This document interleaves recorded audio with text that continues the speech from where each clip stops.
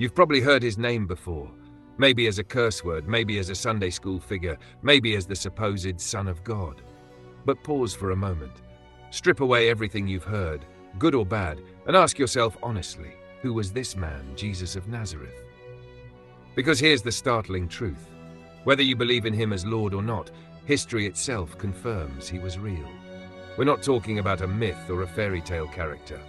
Roman historians like Tacitus, Jewish scholars like Josephus, and others who had no reason to promote Christianity all wrote about him. Pliny the Younger, Suetonius, Lucian of Samosata, secular voices, hostile even, acknowledged this man lived, taught, gathered followers, was executed under Pontius Pilate, and that his followers claimed he rose from the dead. That's not church talk, that's history. So the question shifts, if he really existed, then who was he? If what he said is true, then we're not dealing with just another teacher, philosopher, or prophet. Jesus made claims no other religious leader dared to. He didn't just speak about God, he claimed to be God in human flesh. That's staggering. Either he was lying, delusional, or telling the absolute truth. And if he was telling the truth, everything changes. Here's something that might make you stop and think. His life, death, and even the way he would be betrayed were written down centuries, even millennia before he was born. As far back as 4,000 years earlier, in the ancient Hebrew scriptures, there's a cryptic line about a descendant of Eve who would crush evil, even as he himself was wounded. From Genesis through the writings of prophets like Isaiah, Micah, and Zechariah, descriptions pile up, where he'd be born, how he'd live, the manner of his death, and that he would be rejected by his own people, yet become the hope of the nations. Now here's the kicker. Jesus fulfilled every single one. What are the odds of that? Statistically, astronomically impossible, unless it's true. That's probably what you're wondering. Even if this man was real, even if he fulfilled prophecies, what does that have to do with you? Well, here's the claim. He didn't just come to teach morals or start a religion. He came with a mission. For you. He said he was the bridge between humanity and God, the one who could remove every barrier your failures, regrets, and sins have built up. He claimed to be the only way to reconciliation, the only intercessor, the only door to life with God. Not one of many options, the only one. And that raises another question. Why would he do that for you? Maybe you've wondered if you're too far gone, too many wrong choices, too much baggage, too many mistakes you'd never want anyone to see. Maybe you've asked yourself, am I too bad? Are my sins just too bad? But here's the shocker. Jesus claimed that those who come to him are forgiven fully, completely, and forever. No condemnation, no probationary period, no try harder and maybe God will accept you.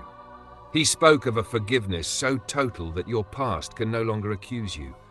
That's not cheap grace, that's scandalous grace. You might say, well, maybe his followers just made it all up. But think about this. These men and women had nothing to gain by inventing such a story. They weren't wealthy, they weren't powerful, and what they did inherit for following him was persecution. Peter, tradition tells us, was crucified upside down. Others were beheaded, stoned, or burned. And then there's Saul of Tarsus, better known as Paul. He began as a fierce opponent, hunting Christians, approving of their deaths. Yet something happened that flipped his life upside down. He claimed to have encountered the risen Jesus, and from that moment he became the loudest voice for Christ, putting a target on his back until finally he too was executed. Now ask yourself, would you willingly die for something you knew you made up? That's the invitation. What if Jesus really is who he said he is? What if the weight of history, prophecy, eyewitness testimony, and even the blood of martyrs all point to something real? What if there actually is a heaven and a hell? And what if your eternity hinges not on how good you've been, but on what you do with him? Because if it's true, then eternity itself hangs in the balance. And if it's not true, you can walk away unchanged. But what if it is? Can you afford not to at least look deeper? This isn't about joining a religion or ticking a box. It's about seeking truth. If Jesus is truly who he said he is, God with us, the only way to God, the one who offers forgiveness without conditions, then ignoring him might be the most dangerous gamble of your life. So here's the challenge. Don't just dismiss him. Don't just push him into the background noise of life. What if your eternity depends on seeking the truth? What if the questions you've been running from have answers in him?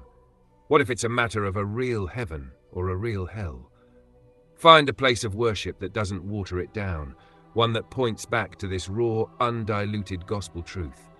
Ask the questions, wrestle with them, because if Jesus really is the way, the truth, and the life, then the most important decision you'll ever make is what you do with him.